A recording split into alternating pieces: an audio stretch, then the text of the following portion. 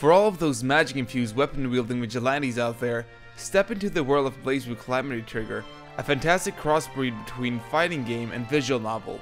The wheels of fate are turning, and you're in for a treat if you play this game.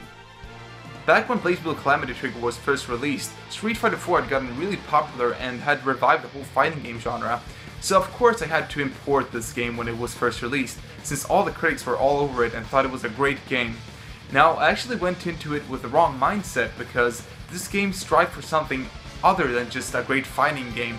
It wanted to become a good story as well. Sadly, I shelved it before I realized what I really wanted to do. At first glance, BlazBlue gave me the distinct impression that it was a highly addictive, supercharged, and blazing quick fighting game with satisfying juicy character moves and illicit anime aesthetics. From the get-go, my initial assumptions about the game proved correct. This is truly a fighting game for the anime fans and devoted fighting game enthusiasts, but there was actually more waiting for me in stock.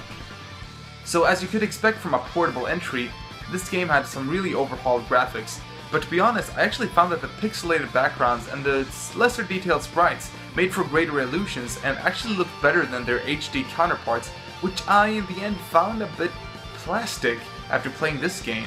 In the beginning I was actually a bit turned off by how lesser in scale the sprites were in this game, but you know what? I changed my mind after a while. The true colors of this game hide within its story mode. It's located directly next to the arcade mode, and it's presumably where you'll spend most of the time with this game. Seeing as the game's most prominent feature is the story mode, I wanted to discuss that more in contrast to the actual fighting.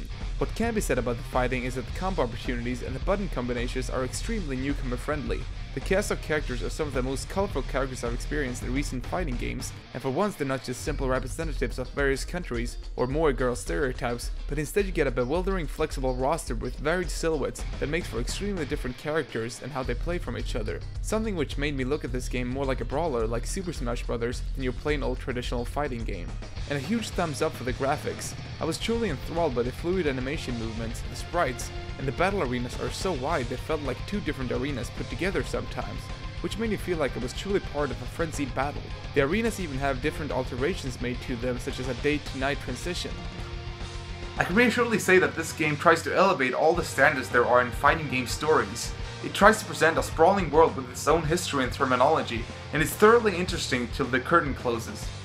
I never once in my life dared to approach a fighting game through the story before due to the general understanding that most of them are really lackluster, but I was in shock and awe with how well Arc System games could complement this fighting game with a story. The game lets you run through the story with all playable characters, which obviously is a swell idea, but the game actually had its tendencies to throw the first time players off with how it presented its story. As I was playing it for the first time, I found it hard to map out the multitude of routes you could take in what seemed to be an overwhelming amount of branches in several story trees. There were plentiful of ways to change the direction of the outcome of the story. For example, for some parts you'd have to win or lose battles, which would be pretty standard for a fighting game, but since this is a visual novel as well, there's occasional moments where you actually have to choose your very own answer yourself through dialogue options. I sincerely appreciate the multiple amount of choices and diversities of endings you could end up with, be it alternative or true endings, but as I was plowing through the first hours of this game without a guide, I felt a little lost as of where to go, especially when I had to beat my opponents under certain conditions to raise certain ending flags. Luckily, the stories were all on the shorter side and could be completed after the span of 3 to 5 fights. And as for characters such as Jinki Saragi or Iron Tiger, you could simply just win all the battles in a row in order to get the true ending. But it would have been nice if the game could mark out your answers that you've already selected when you play through the story a second time, if you didn't have enough points to buy one of the handy walkthroughs found in the shop. The amount of alternative endings were staggering, and you don't really know which ones leads to alternative scenarios, but even so, Arc System carefully wrote down a script for each possible outcome of a battle. And no two scenes are alike whether you win or lose, which is a soundly admirable feat and is something which I can thoroughly get behind. They even drew a lot of wonderful and often humorous special CGs for a lot of the routes. It's worth mentioning that you don't really need to beat all the story modes to 100% to get the true ending. All you need is to get one ending of sort.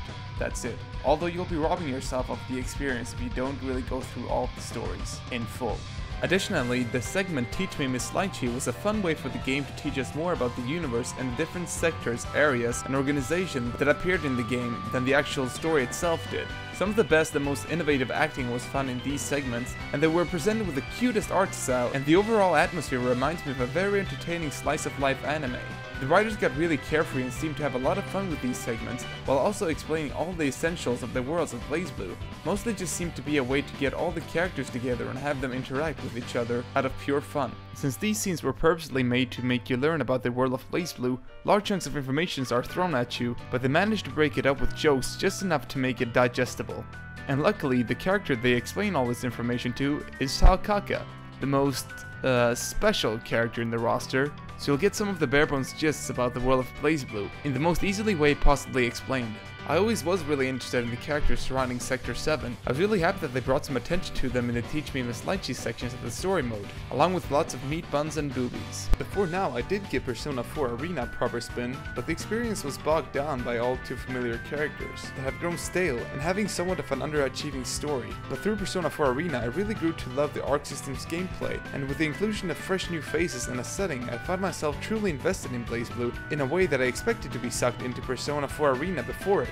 The music is great. I was expecting something themed similar to Guilty Gear's heavy rock influenced soundtrack with growling and guitars, which would be very fitting, but instead I got some really energetic and playful sounding tunes that were imprinted in my mind and were welcome to be repeated for as long as they wanted. Taokaga's theme was something that I wish Felicia's theme was in Darkstalkers, while other characters like Ragna had what you typically expect from composer Daisuke Yoshiwatari.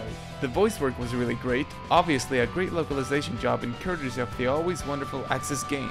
Their amazing direction and translation job paved way for the story to truly shine. For the PSP, I was also surprised to find that the Japanese dub is included. A really impressive feat, since I don't really see that happen too often on UMDs.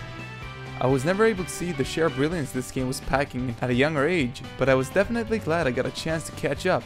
As I've become more of an adept player of the visual novel genre, I've grown to appreciate BlazBlue's visual novel-esque clockwork, and having a story gave me so much more incentive to keep playing the game even further, beyond just having fun beating the next opponent. I'd like to state over again how I find this game to be perfectly suited for anime fans, because it has a very nicely told anime storyline that is sure to please a demographic. Not only that, but the story set itself up perfectly for the sequel, readying all gamers for what is to come. I'm super excited to see where the story goes next. Other things the PSP version adds to the list of modes is a very strongly implemented Legion mode, where you fight on maps in parties of fighters that form an army. You use your stack of characters and face off against other armies to gain more territory on the maps. Your objective is to beat all the opposing armies and take over their areas to beat the map. From this you can gain extra points which you can use to buy extra events or concept art and so forth from the shop. And a lot of different areas puts a different effect on the battles, which is sure to change the outcome once in a while. It was incredibly fun to match up my favorite fighters such as the Agal Taokaka, Iron Tiger, whose story was my favorite in the story mode, and Hakumen, who is generally just badass, against armies of recruitable characters. A ton of fun was had, and it was absolutely a great alternative to the regular arcade experience. Now, I might sound like a broken record, but I really gotta thank Aerodynamics once again for recommending this really cool game. In the end, it delivered something I wasn't expecting from this game. Maybe it's a bit bare bones compared to, the grander JRPGs out there, but you know what? It's full of charm and character, it oozes of just joy and happiness. You guys should definitely check it out, and you know what? There's several sequels that follow up on this game, and I'm gonna check them out as well. I definitely hold this game in high regards, and I hope you guys will too. Until next time though, get gaming.